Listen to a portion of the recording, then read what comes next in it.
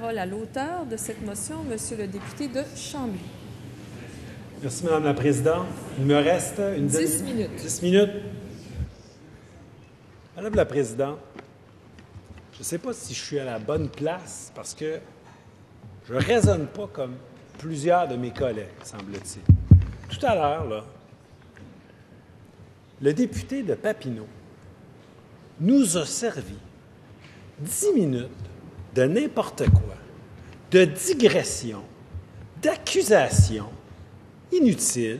Il est parti sur n'importe quel sujet, la réforme des commissions scolaires, et la caméra là, ne pouvait pas voir en face, mais les collègues de la partie du gouvernemental, du Parti libéral, ça se bidonnait, mesdames et messieurs, c'était tout qu'un pestac. C'était pathétique. Je ne suis pas venu ici, je n'ai pas mis ma face sur un poteau pour assister à un pestac, à savoir s'il y a quelqu'un qui va sortir la ligne assez drôle pour faire rire son ministre parce qu'il y a du temps à faire. Ça fait qu'il fait du temps. Bien, il peut rester chez eux si c'est rien que pour faire du temps parce que ce qui se passe, c'est sérieux. C'est sérieux. On parle de notre système d'éducation. On parle des jeunes. J'ai donné des cas tantôt, je ne les ai pas inventés. J'ai lu des vrais témoignages, des vraies mamans qui parlaient de leurs vrais enfants qui n'ont pas de service cette année. Puis là, on a un député qui se lève, qui dit « Bon, bien, tant qu'à avoir du temps, faisons des blagues, puis essayons de faire rire les collègues. » C'est pathétique. C'est rien qu'à ça que ça sert juste à rien. La motion, elle veut dire quelque chose. Je vais la lire parce que les mots, là, ils ont un sens quand on s'en sert à bon escient pour faire le travail de député, qu'on est supposé de participer à la gouvernance, dans ce cas-ci, du réseau de l'éducation. La motion, ça dit que l'Assemblée nationale prenne acte des nombreuses compressions budgétaires effectuées par le gouvernement libéral dans les services directs aux élèves. À date, il n'y a personne qui rit. Qu'elle reconnaisse que l'éducation n'est pas qu'un simple poste de dépense gouvernementale, mais bien une priorité nationale pour laquelle des compressions budgétaires ont des effets néfastes et durables sur la réussite de nos enfants. Et finalement, qu'elle exige du gouvernement libéral qu'il mette fin immédiatement à toute mesure de restriction budgétaire affectant les services aux élèves. Oui, ça met un peu le gouvernement dans l'embarras, mais l'objectif, c'est pas ça. L'objectif, c'est de le faire, qu'il prenne acte de l'erreur qu'il est en train de commettre, parce que sur le terrain, dans la vraie vie, il y a des profs, il y a des élèves, il y a des parents qui pâtissent des décisions qui sont prises ici par le ministre de l'Éducation, par le président du Conseil du Trésor, par le premier ministre. Parce qu'ultimement, s'il n'y a personne qui se réveille, c'est le premier ministre qui est responsable, qui est imputable de ça. Il est premier ministre, c'est lui qui décide de son cabinet, et en passant, il est le ministre responsable de la jeunesse. Fait que 2 fois responsable. Puis c'est peut-être lui qui décide si c'est une farce qui se passe ici quand ces députés se lèvent pour faire du temps, auquel cas, bien, qu'il révise sa façon de gouverner le Québec et de gouverner son caucus, parce que, sincèrement, on n'en a pas besoin. On n'en a pas besoin. J'ai entendu des choses tantôt qui disaient qu'à la Coalition Avenir Québec, on opposait 2 choses, c'est-à-dire que soit on était pour la réussite des élèves, soit on était pour le déficit zéro. Puis on ne pouvait pas, là, selon lui, atteindre le déficit zéro, c'est-à-dire gérer les finances publiques comme il faut, sans couper dans les services aux élèves. Bien, c'est pas vrai. C'est pas vrai.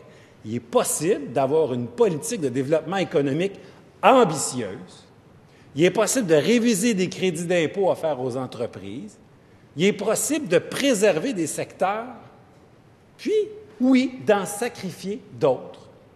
Mais il faut avoir assez de cœur, puis d'intelligence du cœur, pour préserver les plus vulnérables. C'est l'essence même de l'État. L'État n'a pas toujours existé. À un moment donné, les humains se sont regroupés ensemble et ont dit « Tiens, on va se donner un gouvernement pour nous aider. » Donc, la mission du gouvernement, c'est d'aider le monde. On ne peut pas sacrifier les enfants les plus vulnérables, puis prétendre gouverner puis avoir le sens de l'État. Ce n'est pas avoir le sens de l'État que de prendre ce genre de décision-là. Là, il va falloir que le gouvernement libéral révise sa position, puis remette l'enfant, les élèves, au cœur du service éducatif, c'est-à-dire de le remettre au centre, puis que toutes les décisions soient prises pour amener chaque enfant à se développer au maximum de son potentiel. Ce n'est pas le cas en ce moment. Ce n'est pas le cas en ce moment parce qu'on a choisi de couper là où ça fait le plus mal. Et un impact important de ça, c'est que dans les écoles, il y a des professeurs, des équipes écoles, pas juste des professeurs, la direction, le concierge, la secrétaire, les psychologues, les psychoéducateurs, toute l'équipe école sont un peu démotivés parce qu'ils se disent « Le gouvernement ne croit pas à nous autres, l'État ne croit pas à nous autres. » Il nous voit comme une ligne comptable dans laquelle on peut couper.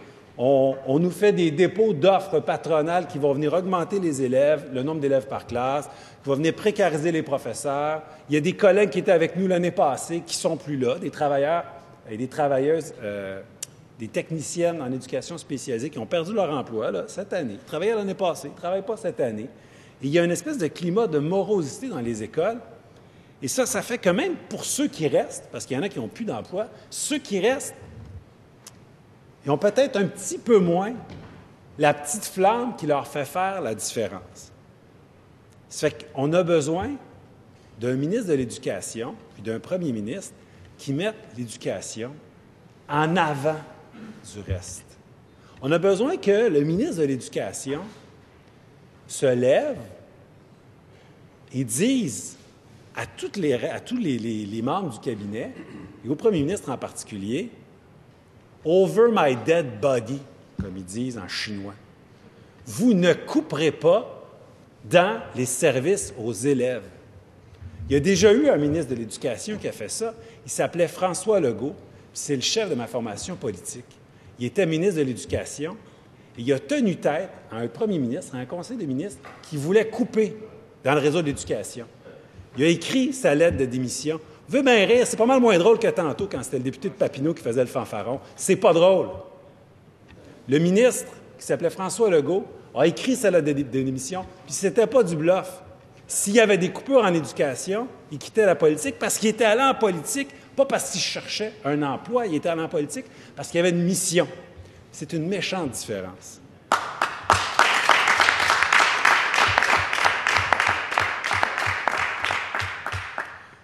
On aimerait ça retrouver ça, cette passion-là.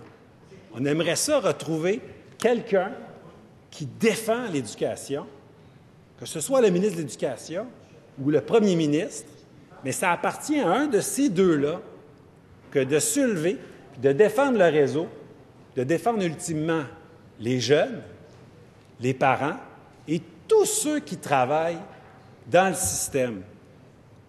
Puis je veux terminer en disant un mot aux professeurs, les enseignants, qui, malgré tout, là, j'en connais assez pour savoir qu'ils sont assez passionnés, puis même s'ils sont un peu démotivés en ce moment, sont un peu tannés, pour ne pas dire écœurés, de ce qui se passe, découragez-vous pas. N'oubliez pas que quand vous allez à l'école, vous y allez pour les élèves, que ce soit du primaire, du secondaire, c'est pour eux autres que vous vous battez, puis que vous vous levez tous les jours, puis que vous préparez vos plans de cours, que vous les corrigez, que vous faites des appels aux parents. Demain, les élèves vont être encore là, puis il y a encore plus besoin de vous autres. Découragez-vous pas, ça va finir par passer. Peut-être que ce gouvernement-là va changer, mais sinon, on va changer de gouvernement. Merci. Bravo.